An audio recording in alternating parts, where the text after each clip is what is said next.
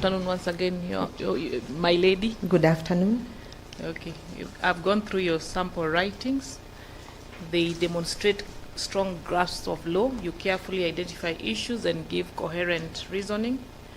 Across all the sample writings, you exhibit high level of analytical rigor. The reasoning is evidence-based, measured, and firmly anchored in statute, constitutional provision, precedent, with clear insistence of proof. I would place you as your work around purposive and contextual interpretative policy, philosophy. Maybe you can tell us whether that's factual or not, especially in cases involving public land and surrender of land to public utilities, community land adjudication, and administration of administrative processes.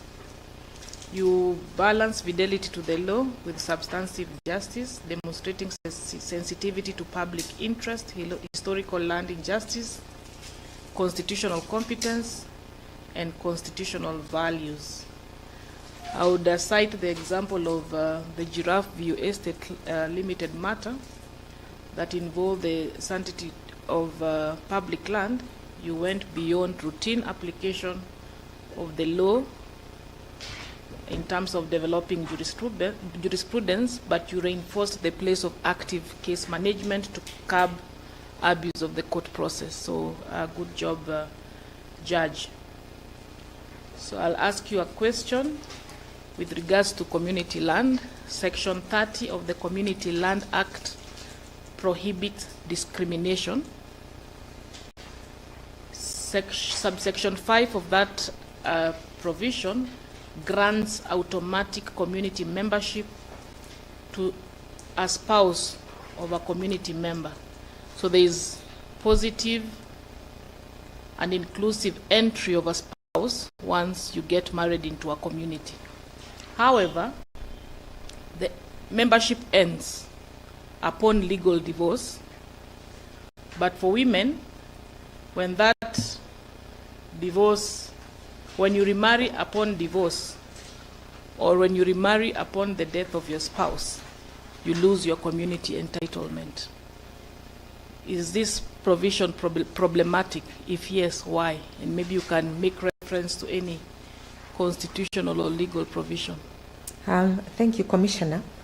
I would say that the Constitution of Kenya prohibits discrimination, and we have Article 27 of the Constitution that factors in the notion of equality.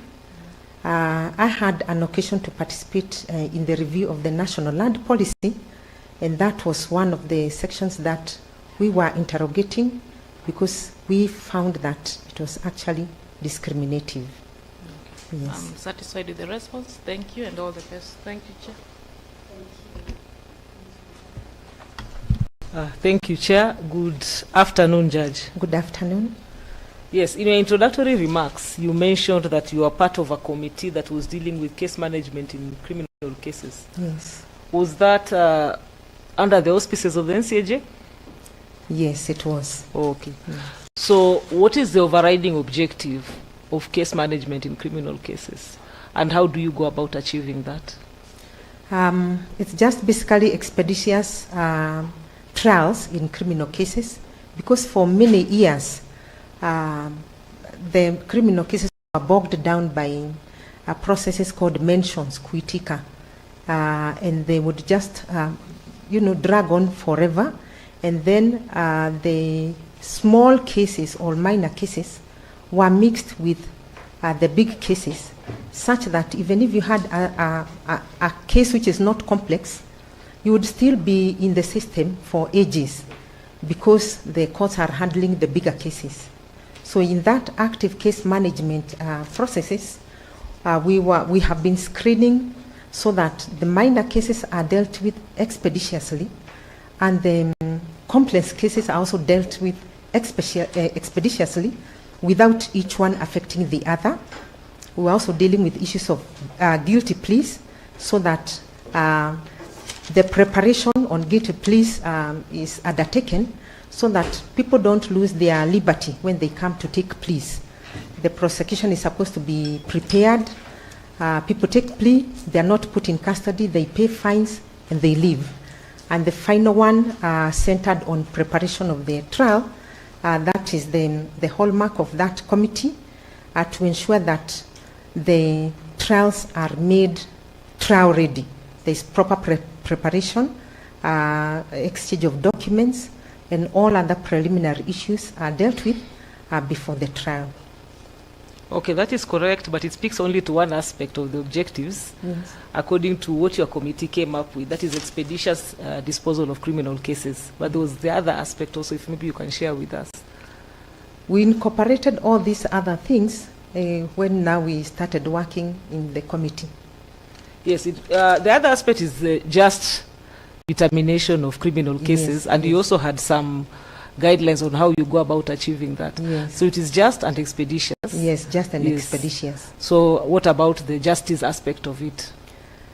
The justice aspect is ensuring that justice is achieved through the shortest but fairest route. Yes.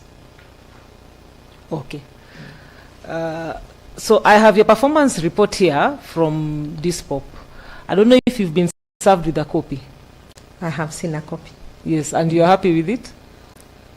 And not really, What is making you unhappy? because I found that the rulings which don't close the cases are not incorporated in the merit production. Yes, they normally don't add those to to merit resolution, because merit resolution takes into account the finalized matters. Yes, Yeah, so, but though it's captured, they do capture the rulings that you've delivered that didn't close the cases. Yes. So is that the only thing you are not happy about in the report? It's you're the only giving? thing. Okay, so now the report I have here indicates that out of the expected percentage, or the expected merit resolution, you are expected to have concluded 27, but you only had 20 in the period between 2025, or rather financial year 2025-2026, but the period is between July and September 2025.